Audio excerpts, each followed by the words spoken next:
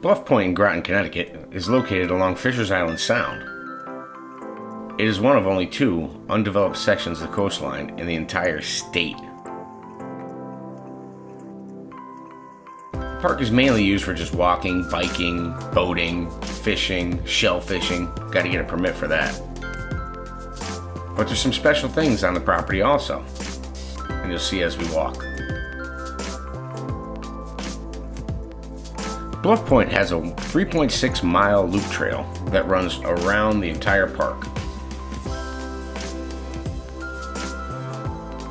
It's well groomed, well managed, nice for a casual walk.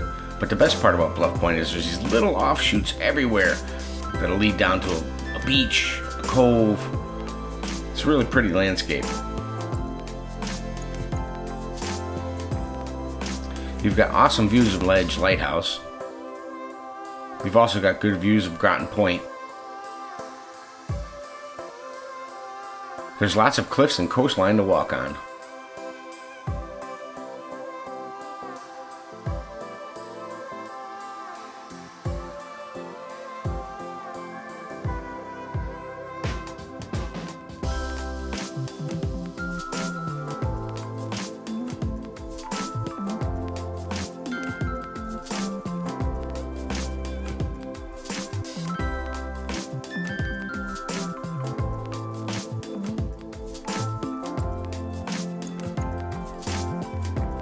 There's plenty of wildlife to be seen too.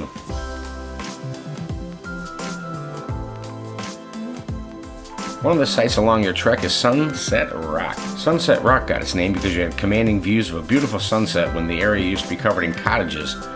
This is probably a good time to mention that this land was given to John Winthrop Jr. by the state of Connecticut. He used it as a farm, and he also leased the land. One of the sites along the trail is what is known as the Winthrop House Foundation. The house was constructed in 1712 by Edward Yeomans. He leased the land from the Winthrop family. The house, known as Winthrop House, built by Edward Yeomans, stood until 1962, where it burned down, unfortunately. The chimney was taken apart and was used in the Ebenezer Avery House at Fort Griswold, our next stop on this trip.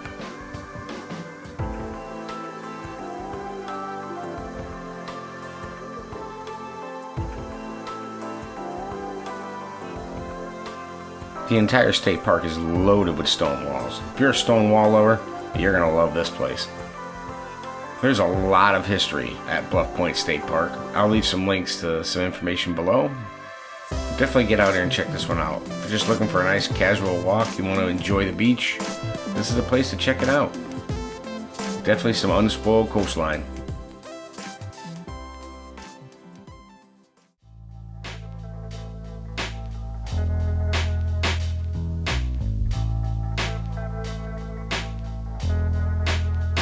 Fort Griswold, located on Avery Hill in Groton, Connecticut, was built in 1775 at the outbreak of the Revolutionary War. It's built on the east bank of the Thames River and to work in conjunction with Fort Trumbull on the west bank. It was built as a defense of the Thames River against British ships sailing into the interior of Connecticut. The monument on the location was built between 1826 and 1830, and it is the oldest monument of its type in the country. It's built of locally quarried granite and stands 135 feet tall, and there's 166 steps to the top. There's a Civil War memorial on site also, honoring the 21st Regiment of Connecticut Volunteers. Fort Griswold is the site of the Battle of Groton Heights. On September 6, 1781, the trader Benedict Arnold sailed up the Thames. He landed 800 British soldiers on the Groton side of the Thames, and he also landed 800 soldiers on the New London side of the Thames. The soldiers on the Groton side of the Thames headed for Fort Griswold. The soldiers on the London side headed for Trumbull. Fort Griswold is made up of the upper fort, which is on top of Avery Hill, and a lower battery, which sits along the Thames River. The day of the Battle of Groton Heights, Fort Griswold was manned by 165 militia and volunteer, led by Colonel William Ledyard. Ledyard was asked to surrender but refused. He said he would not abandon the fort. The British Colonel Erie was not happy about this and promised no quarter for his men if the fort was surrendered. The battle began. British troops stormed the palisades. Colonel Erie was killed by a shot. Major Montgomery was killed by a pikeman. Once the British soldiers entered the garrison, Colonel William Ledyard surrendered his sword and was promptly run through with it, and all the wounded men inside of Fort Griswold were summarily killed. Meanwhile, across the river, Benedict Arnold's forces were burning New London.